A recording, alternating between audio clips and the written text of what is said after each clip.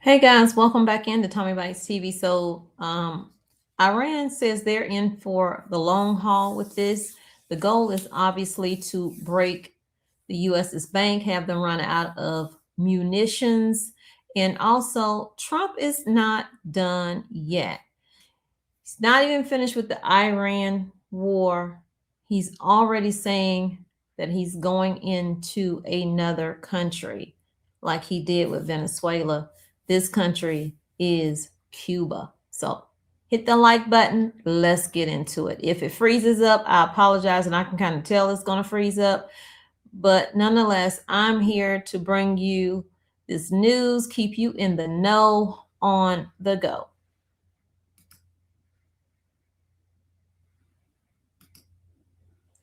Okay, so Trump has said, as we achieve historic transformation in Venezuela, we're also looking forward to the great change that will soon be coming to Cuba.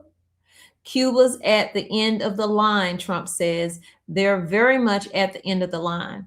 They have no money, they have no oil, they have bad philosophy, they have a bad regime that's been bad for a long time.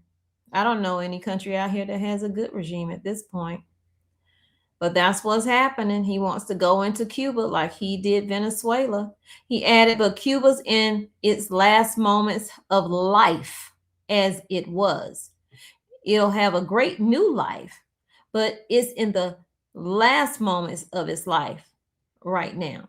Trump's relationship with some of the Latin American leaders have turned tense, they say at times, and his policies have drawn criticism. Some leaders criticize the U.S. raid that captured Maduro as an attack on Venezuela's sovereignty. Trump has also been critical of Mexico's efforts to fight the drug cartels and traded barbs with the president of Colombia. However, following the January 3rd Venezuela raid, the two leaders appear to have patched up their differences and had kind words to say to one another. The heart of our agreement is a commitment to using lethal military force to destroy the sinister cartel and terrorist networks once and for all. We'll get rid of them. We need your help, is what Trump said at the summit. Also at the summit also comes after Trump announced he was removing Department of Homeland Security Secretary Kristi Noem. So if you didn't know, Kristi Noem got axed, but she ain't going nowhere. She just moved over to another department. She'll be over there with Marco Rubio. Okay, she'll be over there with Marco Rubio. A lot of stuff came out about her. Noem was at the meeting alongside Secretary Marco Rubio and Howard Lutnick and Pete Hegseth. However, she was not even mentioned by Trump. Okay, I think he's still a little bit upset with her, but he didn't want to fire her because it's too public. I think they're going to gradually ease her on out the door to pasture to ride her horse. Let's go over to what's going on with Iran. Because let me get rid of this one first. Iran said they are in it for the long haul. It may look like they losing the battle right now, and they may lose the battle. But in losing the battle, they're going to make sure that the United States loses a lot as well. Like their allies fighting from within, which the United States is always doing that anyway, and messing with the economy, because when they blocked off the Hormuz Strait, that has a lot of other countries upset, and that's going to hurt our economy as well as the UK and others. So let me show you what they are saying. Well, first, let me show you what Trump said about the Cuba. Okay, if I can talk. I've been out in the sun all day. Okay, here it is. What's happening with Cuba is amazing. And we think that we want to finish this one first, but that will be just a question of time before you and a lot of unbelievable people are going to be going back to Cuba, hopefully not to stay. What's happening with Cuba is amazing. And we think. Okay. So now we can go over to the Iran. Let me get rid of that one. Sometimes I be having too many things open and I have to get rid of them. I hope y'all had a good day. It's very sunny today. It did rain some. I went fishing with my son. Well, actually, I kind of just watched him fish. I drove 2 hours just to sit with my son for an hour and a half, but I missed him and we had a good old time for that hour and a half. And then I drove 2 hours and a half back home. My husband's like, that's too far to be going. I'm like, listen, when your child say, can you come? You want to go fishing with me? I read more into it as a mom than I guess a dad would read into it. Be it. Yeah. Okay, so this article is ABC News, and it's about how the Iran war could impact the U.S. economy. They say gasoline prices in the United States soared 3 point. Let me pause this because I might actually play this. $3.20 a gallon on Wednesday. Today I paid. Well, I found a gas station once I got into South Carolina for $2.87. Because this morning I wanted to top off my tank. I was close to full. I was like, well, let me top off. And then I looked over and I saw it was like $3.27. I showed y'all that in a shorts. And I was like, okay, well, I'm good on gas. I'll just wait till I get into South Carolina because typically sometimes it's a little bit cheaper. And luckily I found one for $2.87. So came back to North Carolina. I'm looking at the gas because I have to get more gas. And the cheapest one I could find was $3.19. Okay, so gasoline prices in the United States soared $3.20 a gallon on Wednesday. AAA data showed flashing a warning sign for the nation's economy as war escalates in the Middle East. Stock markets are being affected. Spike in oil prices and jumpy bond yields have taken hold alongside the rise in fuel costs. If the conflict and disruption to oil supplies lasts a week or two, and we're coming on that week, right? Yeah, today was a week, Saturday, because last Saturday was the start of the war. So we're at that week. So disruption to oil supplies lasts a week or two. That's no big deal, they say. If it lasts a month or two, then that's going to be a big deal. Anything longer than that will do a lot of damage, they say, to the economy. So let's pray and hope that this does not last longer than it needs to, because we already hit hard with bills and everything else. And now you got to add fuel to that, and you have to get to work. You have to go to school. You have to get to the grocery store. You have to get to the doctor's office. Those things is like mandatory things that you have to do. You may not get to do the extracurricular stuff. You know, it was a stretch for me to do that today, but listen, you stretch yourself when you feel like your children need you, right? So it says the link between the Iran war and the U.S. economy stems from oil and gas prices, which hold implications for prices paid by shoppers and costs borne by businesses. And that's what we're going to see.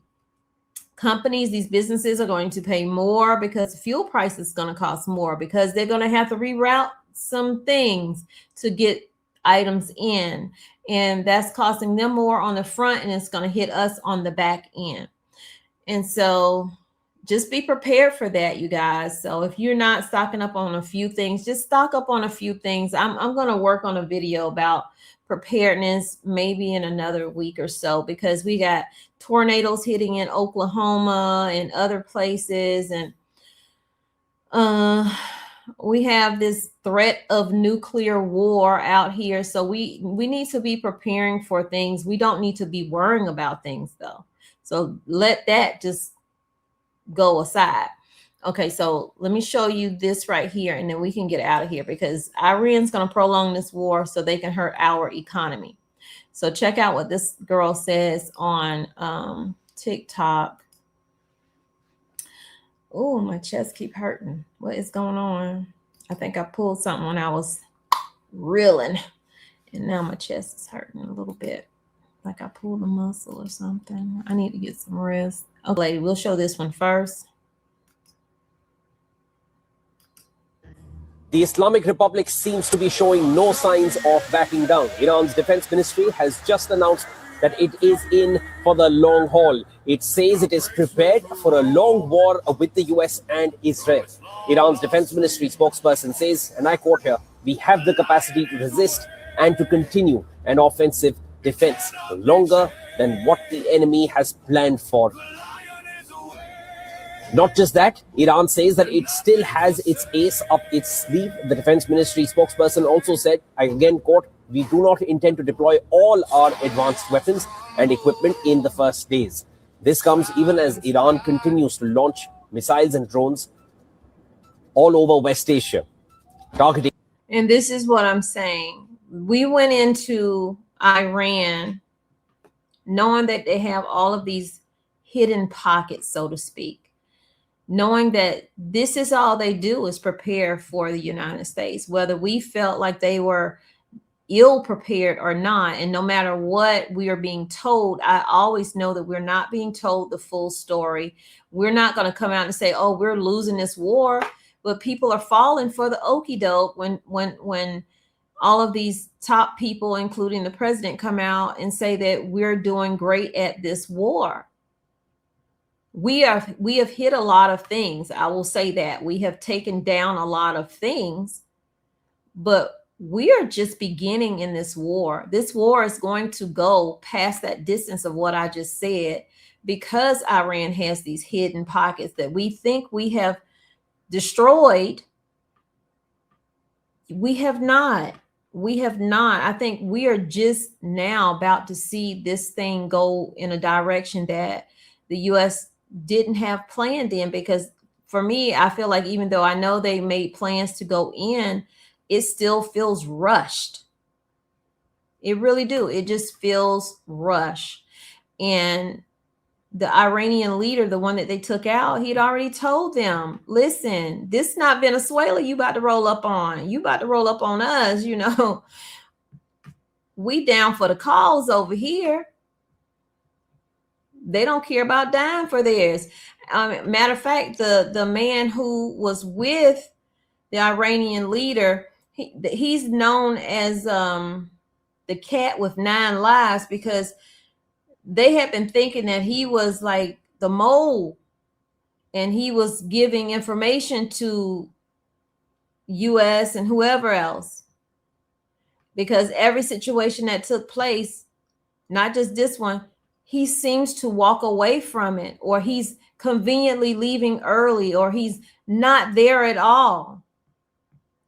And they think that he's now deceased. They think that the Iranian people captured him because he left right before the US hit that home that they were in, that they were meeting in.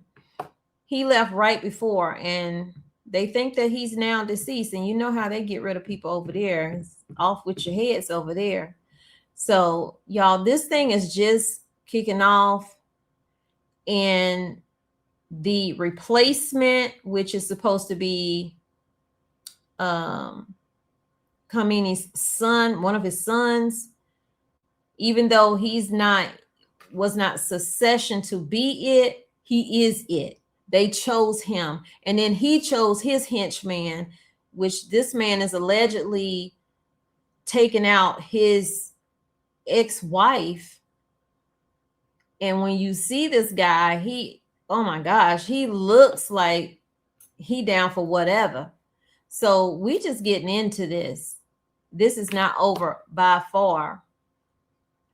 So I'm not going to show this whole thing. I'm going to go over to let me go over to the other one so I can end it, because we already have 15 minutes and I only wanted to do 10 minutes. So let me put her up. But I thank y'all for coming in on this Saturday, or whenever y'all watching this, because I know it's a pretty day. People probably out and about. I don't blame you. Let's see, is this it? Oh, that's the one I just showed y'all. Oh, here it is. Check out what she says, y'all. I'm going to take her back a little bit. And see how it says prepare now? We need to prepare now. Because if you think gas prices are up, put gas price, food price, everything else. Get your water together, all of that. I feel like Iran has something installed for the U.S. on our soil, because see, we're not going to feel it like they feeling it with bombs and missiles and all of that stuff taking place.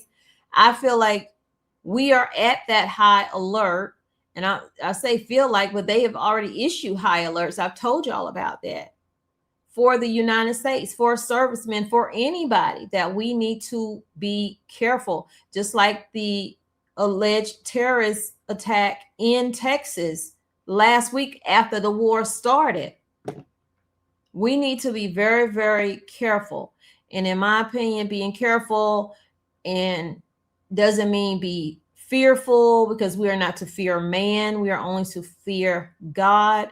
But we should be preparing, and not just saying stocking up your homes, but preparing by reading the book, by getting the word, by building your relationship with God. Iran's strategy is different. They want to make this war last. They want to make it hurt. They want to make it expensive. Iran isn't attacking the U.S. military directly. They're attacking the global economy from the inside. They're aiming for the Gulf countries, Saudi Arabia, the Emirates, Qatar, the financial engines that keep the U.S. economy alive. Blocking the Strait of Hormuz cuts 90% of the food entering these countries. An inexpensive drone can destroy a desalination plant and leave millions of people without water in 2 weeks. No water, no food, no oil. These countries will collapse. And when they do, they're going to stop investing in the U.S. They'll stop recycling petrodollars into Wall Street, and they'll stop financing the AI and the data centers that support the American economic bubble. Iran doesn't need to win the battle. They need to break up this alliance. And when the bubble bursts, it's going to take everything down with it. Iran's strategy. And I truly believe that this is their strategy. They know that they can't really take us down the other way. So how else can we take down Goliath? How else can we do it? That makes perfect sense. And then Iran has Russia, even though Russia said they're not getting into it as far as, hitting us or anything like that. But Russia is helping Iran. They are allegedly giving Iran location of military and where things are located using their technology. They're also going at the UK with their fuel and their natural gases. And so if you hit and affect the UK, you're definitely going to affect the United States. So y'all stay tuned. This is a ever-changing story. Every single hour is probably changing. I didn't look at any news today. I refuse to do it. And I'm, understand if this video doesn't get looked at that much either, because this can be tiring. That's kind of why I pulled back just a little bit. Unless there's a lot going on that day, then I will definitely give it to you. But I don't want to do so many negative, because it's nothing positive about this war. Everything is negative when I'm bringing it to you. And it can be heavy, and I don't want to put that on anybody. So y'all, I care about your health. If it's too much for you, whether it's watching my channel or someone else's channel, just take a small break and then come back. The videos will still be there. It'll still be there. But watching all the way through does help my channel, help me over here. And I would appreciate it if you can do that when you can, even if you have to put it on and just put your volume down on 1. Okay, that helps my analytics and keep me in the analytics. So y'all take care and y'all stay safe. So we're pay attention in Iran's strategy. Oh my gosh. So we're just about 40 minutes out of Erbil on the way to Soleimania, and we've come across our first strike. We're told it is a drone strike, presumably from Iran or from Iran-backed militia in Iraq. We understand that they were targeting a PAK site. PAK is one of the Iranian Kurdish militant groups. We're just the other side of a checkpoint on our way to Sulaymaniyah, and this is what we've come across. There are army around. We're not going to hang around for long, but this type of thing, these sites been targeted, Iraqi Kurdish militant group sites been targeted, has been happening day after day after day since this war began. So we're just about 40 minutes out